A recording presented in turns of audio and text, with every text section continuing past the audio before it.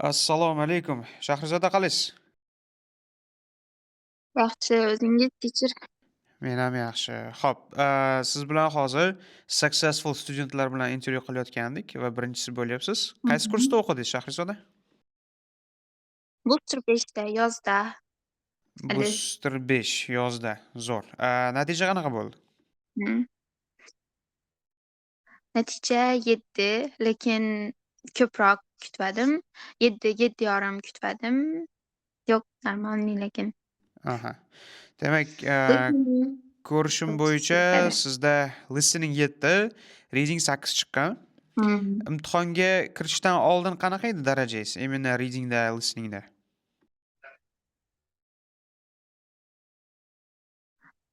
Listeningim yaxshi chiqadi. 8, 8,5 chiqadi, lekin ekzamga kirgandan keyin panikaga tushib qolib, bilmayman, kompyuterda muammo bo'ldimi, lekin undan yaxshiroq chiqishi kerak edi. Bu menda real score emas listeningdagi. A Lekin readingim yaxshi chiqdi. Reading kursdan oldin necha chiqardi? Imtihonda 8 chiqibdi-ku. Reading reading kursdan oldin 6, 6,5 edi. Keyin kursda o'qigandan keyin oshdi. Aha, Booster 5 game changer bo'ldi. Overall aha. olsak plus. Hozir men sizni nimangizni ham ko'ryapman. Demak, sizlarda homework kanal bo'lardi, to'g'rimi? Homework kanalingizni ko'ryapman. Ha. 184 ta rasm tashlagansiz. Demak, vazifalarni hammasini Mhm. qilsa, bajarsa, kursdan natija qilsa bo'ladi bemalol, to'g'rimi?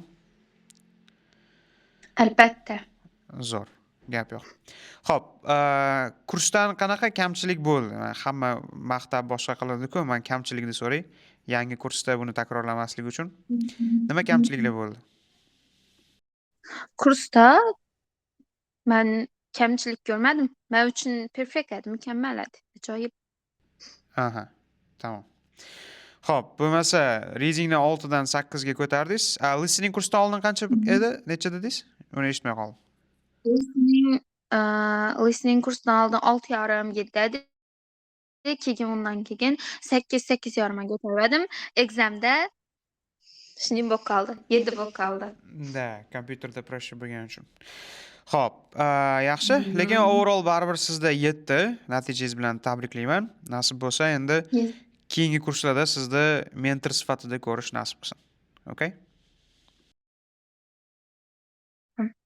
Kattakon rahmat Shahrizoda, charchamang.